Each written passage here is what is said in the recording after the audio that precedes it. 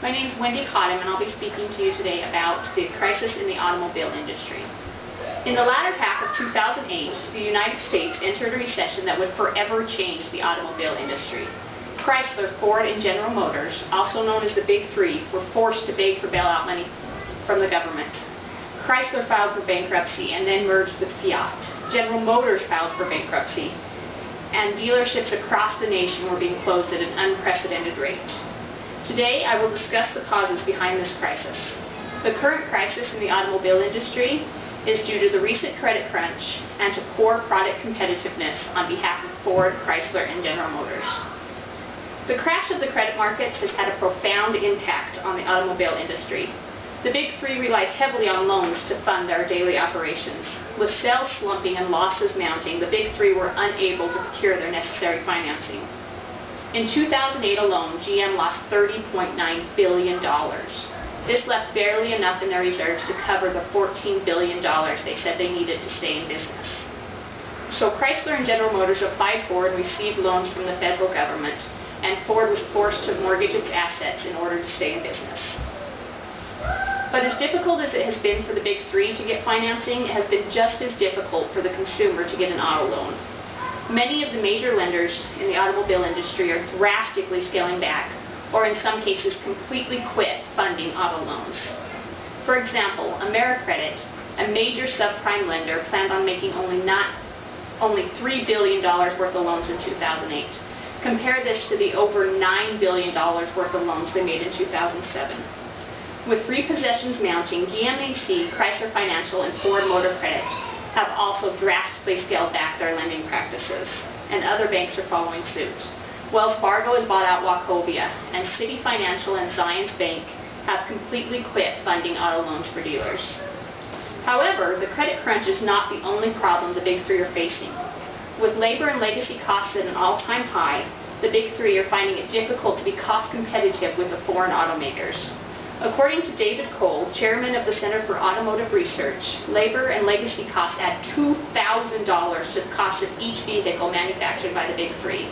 In comparison, Toyota's labor and legacy costs add only $200 to the cost of each of their vehicles.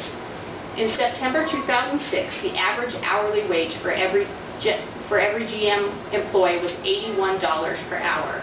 The average cost of wages for a Toyota employee was only $35 an hour. Now, to be clear, these amounts are not the actual wages that automakers receive. Included are the legacy costs, or the cost of providing insurance and pensions to retirees and their families. For every one GM auto worker, there are 10 non-workers who are receiving benefits. Compare this to Toyota, who has only about 300 retirees in the entire United States. Fortunately for the Big Three, the United Auto Workers Union has agreed to lift some of the wage burden from the automakers. With these helpful concessions, the Big Three may be able to become profitable once again. But the question remains, will they be able to produce a vehicle that American consumers will want to buy? Now, I'm sure we all remember in 2008 when gas prices soared to over $4 a gallon.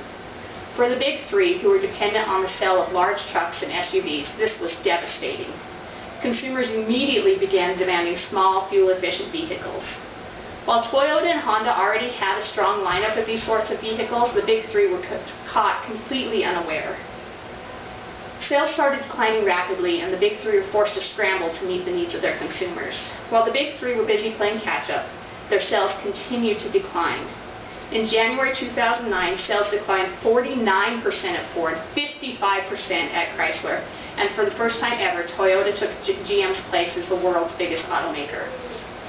But Chrysler, Ford, and GM are determined to stay in business, and as such, they are working furiously to design fuel-efficient and alternative fuel vehicles. GM has introduced the Chevy Volt. This is a hybrid vehicle that is capable of getting up to 230 miles per gallon in city driving. That's amazing.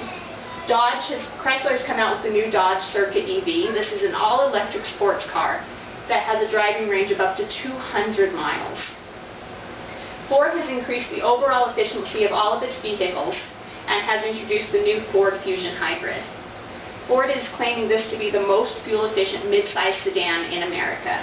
It's also the first hybrid that Ford has introduced in over 5 years. So, in conclusion, the Big Three may have a large hill to climb, but they will be able to overcome the current crisis by looking to the future.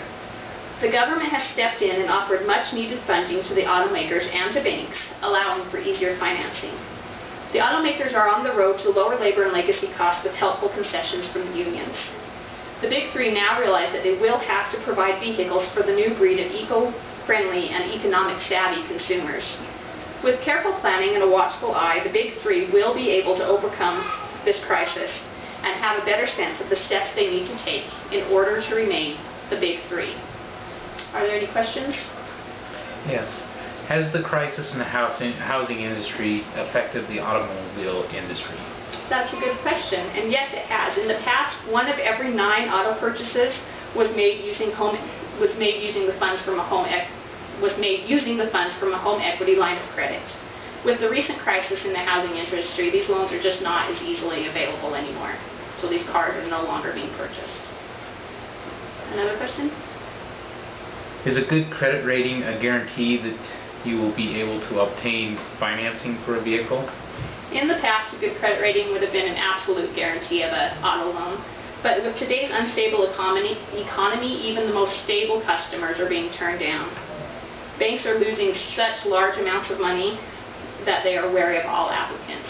Dealers across the nation are saying that applicants who would have had no problem getting a loan in the past are now unable to get the necessary financing to purchase a car.